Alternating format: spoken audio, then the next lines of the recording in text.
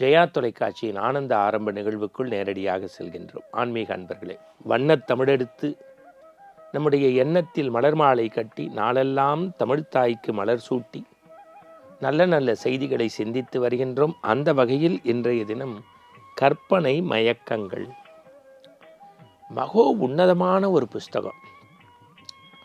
இன்றைக்கு வாழ்வியலில் நல்ல நல்ல செய்திகளை நம்மை சொல்லி வழிநடத்தக்கூடிய மகாஸ்ரீ முரளிதர சுவாமிகள் எழுதியிருக்கார். மகாஸ்ரீ முரளிதர சுவாமிகள் அந்த ஹரே ராம ஹரே கிருஷ்ணா அந்த ஸ்லோகத்தை இன்றைக்கு மக்களிடம் கொண்டு போய் சேர்க்கக்கூடிய மகா பெரியவருடைய பெரிய டிவோட்டி முரளிதர சுவாமிகள். நிறைய ஊடகங்களில் பேசக்கூடியவர், நிறைய புத்தகங்கள் எழுதியிருக்கார். உன்னை அறிந்தால் அப்படின்னு ஆன்மீகத்தையும் மனோபலத்தையும் இணைத்து எழுதப்பட்ட அந்த புத்தகத்தில் ஒரு கட்டுரை, கற்பனை மயக்கங்கள். அப்படியே மென்மையிலும் மென்மையாக இருக்கிறது. பொதுவாக நல்லது செஞ்சால் இறைவனை பாராட்டுறோம், கெட்டது செஞ்சால் அவனையும் கோச்சுக்கிறோம். உனக்கு இவ்வளோ செஞ்சேன், எனக்கு இவ்வளோ தண்டனை தர, உன்னை இப்படி வேண்டின நீ செய்ய விட்டுட்ட, எனக்கு இவ்வளோ நல்லது நடக்குது, சாமி தான் காரணம். அப்போ எல்லாத்துக்கும் அவனையே நினைக்கிறோம். அபரிமிதமாக ஏதாவது செஞ்சுட்டா எல்லாம் நான் தான் அப்படிங்கிறோம். இது சரிதானா? கொஞ்சம் உளவியலோடு தான் இன்றைக்கு கற்பனை மயக்கங்கள். அந்த ரொம்ப சில விஷயங்களுக்கு நம்ம அடிமையாகக்கூடாதுங்கிறத, இப்போ நம்ம ஒன்று நினச்சோம்னா, இந்த ஒட்டடை இருக்குது பாருங்கள், அதில் ஒரு நூல் இலை தான் இருக்கும், அந்த மாதிரி இருக்கும் அந்த கற்பனை மயக்கம்ங்கிறது. அதை கண்டுக்காமல் விட்டுட்டோம்னா பிரச்சனை இல்லை, அது அப்படியே ஒரு நாள் கீழே விழுந்துடும்.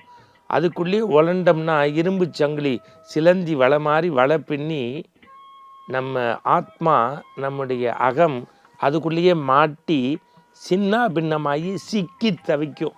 சுழலுக்குள்ள மாட்டிய மனிதன் போல. என்ன வார்த்தை பாருங்கள், சுழலுக்குள் மாட்டிய மனிதன் போல. இப்போ ஒரு விஷயம் சொல்கிறேன் பாருங்களேன்.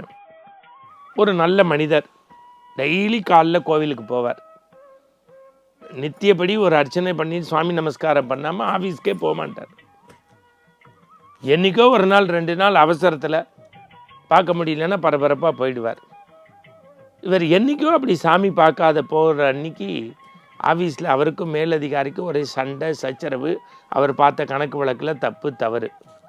363 நாள் சாமியை பார்த்த அன்றைக்கெல்லாம் இவருக்கு பிரச்சனை இல்லை.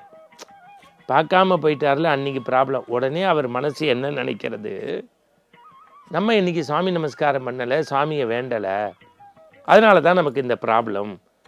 உடனே அப்போ என்ன நினைக்கிறார், சாமி இல்லைன்னா நம்ம இல்லை, சுவாமியுடைய நம்பிக்கை வேணும். அன்னைக்கு நம்ம அங்கே போகா தவறியதுனால தான் இந்த பிரச்சனை. அப்போ சுவாமி நம்மளை நிந்தனை பண்ணிட்டார் அப்படின்னு மனசில் ஆழமாக ஒரு கரும்புள்ளி விழுந்துருச்சு. இப்படி வச்சுக்கோங்களேன்.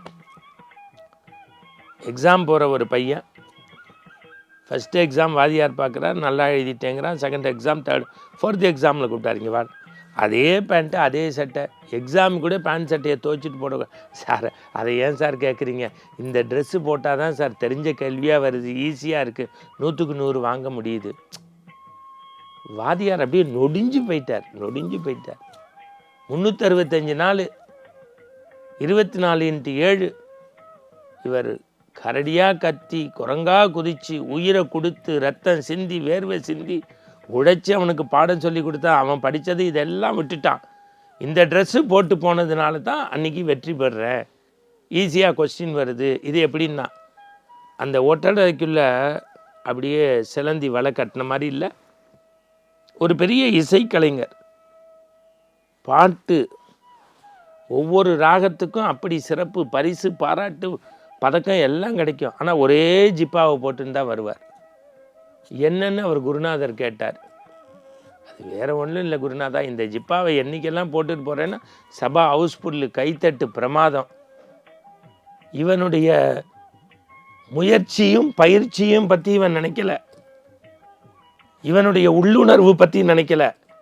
இந்த ஜிப்பா நல்லா இருந்தது, அது போட்டுன்றதுனால நடந்த சென்டிமெண்ட்டு தான் கைத்தட்டு. எனவே அதே ஜிப்பா, இதை அப்படியே வச்சுக்கோங்க. முரளிதர சுவாமிகள் சொல்கிறார், நம்ம அறிகிறதே இல்லை, இறைவனையும் நினைக்கிறதே இல்லை. 16 வயசு ஒரு பொண்ணு, நோய்வாய்ப்பட்டு படுத்துக்கிட்டே இருந்தா. மருந்து மாத்திரை கொடுத்தாச்சு, மருத்துவம் பார்த்தாச்சு, இனி வாழ்க்கையில் எந்திரிக்க முடியாதுன்னு முடிவு பண்ணிட்டா. இதை கேள்விப்பட்ட அவள் தோழி வந்து 10 நாள் கூட இருந்தா. காலைல இவ எந்திரிப்பா, எய்த்தாப்பில் தான் மாடிக்கு போவா, கீழே இறங்கி டயர்ட் ஆகிடுவா, எய்த்தாப்பில் மாடிக்கு போவா. 9 நாள் போச்சு. 10ஆவது நாள் என்னன்னு தோழி போய் மாடியை பார்த்தா, ஒரு மணி பிளான்ட் செடி, அதில் இலை உதிர்ந்துட்டே இருந்தது. இது என்னன்னு கேட்டா, இந்த இலை உதிர உதிர என் வாழ்க்கை உதிரி போகும்னு சொல்லிட்டாங்க, அதுலேருந்து நான் நடபணமாக இருக்கேன்னு. இவன் மனசை மாற்ற முடியாதுன்னு மறுநாள் என்ன பண்ணா, ஒரு புதிய மணி பிளான்ட் செடியை இவளுக்கு தெரியாமல் நட்டுட்டா. இவ கார்த்தால போய் பார்த்தா, பசுமையான இலைகள், தான் வாழ்க்கையில் புத்துணர்ச்சி வந்ததான் ஆடி பாடி ஓடி பிரிஸ்காயிட்டா. மருந்து போச்சு, மாத்திரை போச்சு, எல்லாம் போச்சு. அந்த எண்ணம் தான் அவளை உயர்த்தியது. சில தவறான மயக்கங்களுக்குள், சில தவறான எண்ணங்களுக்குள் நம்மை நாமே கொடுத்து, நம்மை சிந்திக்காமல், அறியாமல், இறைவனை நேசிக்காமல் எல்லாவற்றிற்கும் பிறர் மேல் பழி போடுகின்றோம். உன்னை நீ அறிவதற்கு கற்பனை மயக்கங்களுக்குள் இடம் தராமல், கடவுளை கைகூப்பி வணங்கி அவனுடைய மந்திரத்தை சொல்லி உன்னை நம்பி பணிக்கு போனால் நாளெல்லாம் வெற்றி முத்துக்கள், ஆனந்தம் நிலைத்திருக்கும்.